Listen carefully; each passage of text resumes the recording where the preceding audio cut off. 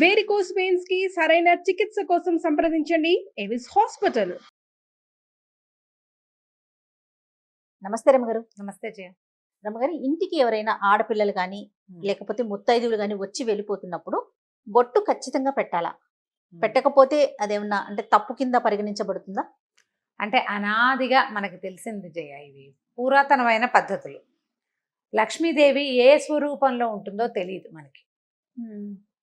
లక్ష్మిని గౌరవించాలి. లక్ష్మి అంటే ధనం అని కాదు, సమస్తమైన సమృద్ధి లక్ష్మీ స్వరూపమే. చదువుకుంటున్నాం, మనకు పుస్తకాలు లక్ష్మీ స్వరూపం. అవును, మరిన్ని పుస్తకాలు, మన పెన్నులు, మన పెన్సిల్, అదంతా లక్ష్మి సమృద్ధి. లక్ష్మి అంటే సమృద్ధి. మనకి ఒకటి కావాల్సి వస్తే దానికంటే ఎక్కువ ఉండేదంతా సమృద్ధే కదా.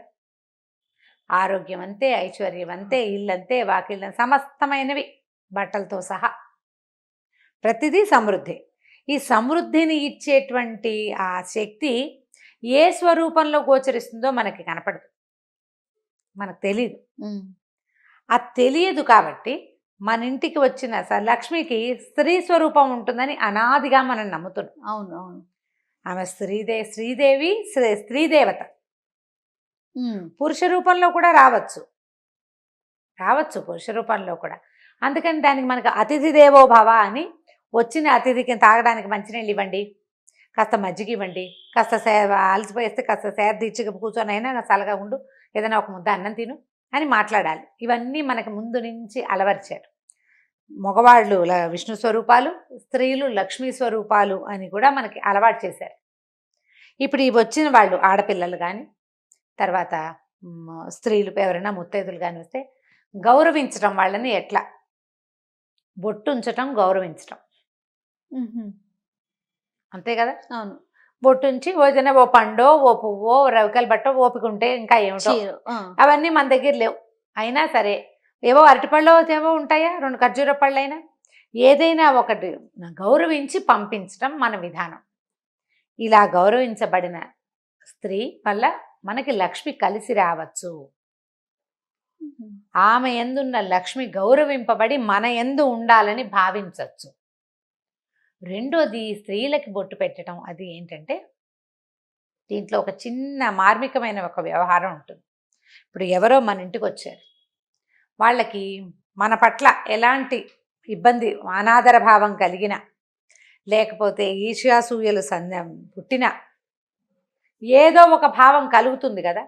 అదొక తీవ్రమైన భావం అనుకో, దాని దృష్టిపాతం మన మీద ఉండకూడదు.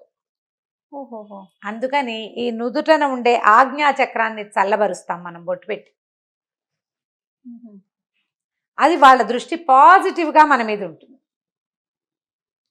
అది పాజిటివ్గా మార్చటం ఒకటి గౌరవించటం అయితే, రెండోది వాళ్ళ యొక్క ఉద్దేశాలలో మన మీద ఎటువంటి ఆగ్రహమో, ఆవేశమో, కష్టమో, నిష్ఠూరమో, విసుగుదలో, ఏదైనా అయిష్టమో, లేకపోతే ఒక ఈర్ష్యో, ఒక తీవ్రమైన భావం కలిగితే ఆ తీవ్ర భావాన్ని చల్లబరచటం. ఆ స్త్రీలు, ఈ పుత్తైదులు లేదా కన్యపిల్లలు లక్ష్మీ స్వరూపాలు కాబట్టి ఆ వారిని గౌరవిస్తే లక్ష్మీదేవిని గౌరవించినట్లే అయ్యి మనకి మరింత సమృద్ధి పెంపొందుతుంది అన్న ఉద్దేశంతో ఇలా బొట్టు పెట్టడం అనేది ఒక సిద్ధాంతంగా అలవాటు చేశారు. అది పెళ్ళైన స్త్రీకైనా పెళ్లి కాకపోయినా కూడా అంతే కదా గారు. పెళ్ళైన స్త్రీ ఖచ్చితంగా పెట్టాలి. వాళ్ళతో పాటు ఆవిడ చేతిలో చంటి పిల్ల, ఏడాది పిల్ల బుడ్డదానికి కూడా బొట్టు పెట్టాలి. ఆడపిల్లకి బొట్టు పెట్టాలి తప్పకుండా. ముత్తైదు పూర్తిగా గౌరీ స్వరూపం, బాలగౌరి చిన్నపిల్ల అయితే. ఇది ఒక ఆచారం, ఇది మన సంప్రదాయం, ఇది మన ఆచారం, ఇది ఒక మర్యాద. ప్రధానమైనది ఇది ఒక మర్యాద.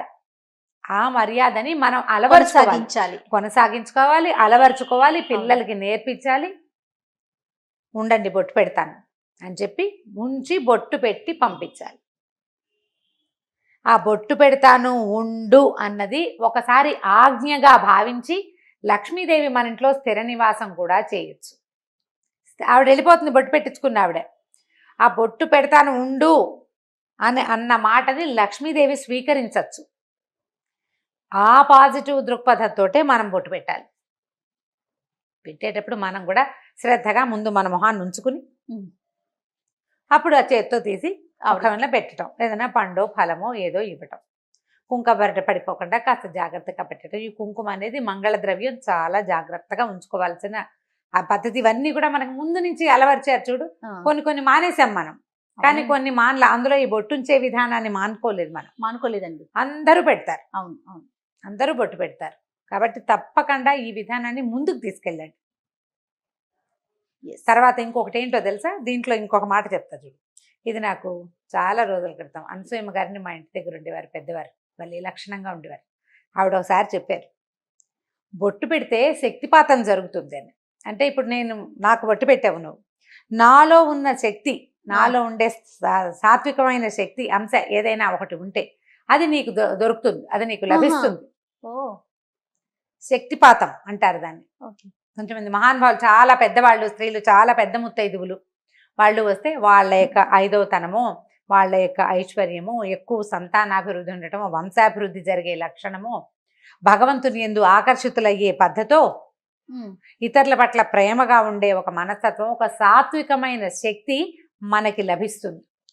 అది ఎవరి నుంచి లభిస్తుందో మనకు తెలియదు. కాబట్టి అందరికీ బొట్టు పెడితే ఎవరో ఒకళ్ళ దగ్గర నుంచి ఆ సాత్విక శక్తి మనకి లభించడానికి అవకాశం ఉంది. రమ్మగారు, ఇప్పుడు మనకన్నా ఒక 10-15 సంవత్సరాలు పెద్దవారు అనుకోండి, వారికి కూడా మనం బొట్టు పెట్టొచ్చా? అందరికీ పెట్టచ్చు, అందరికీ పెట్టచ్చు. పెద్దవాళ్ళకి మనం బొట్టు పెట్టకూడదు అలాంటిది ఉండదు, ఎవరికైనా పెట్టచ్చు. ముసలి మా అమ్మలకి కూడా, అంత పెద్దవాళ్ళకి బొట్టు పెట్టే అవకాశం లభిస్తే భగవంతుడు మన మీద మంచి కరుణ చూపించినట్టు. బొట్టు పెట్టచ్చు, పసుపు రాయొచ్చు. పెద్దవాళ్ళు కూడా చిన్నపిల్లలకి ఎప్పుడు రాస్తారు పసుపు రాయటం, బొట్టెట్టడము?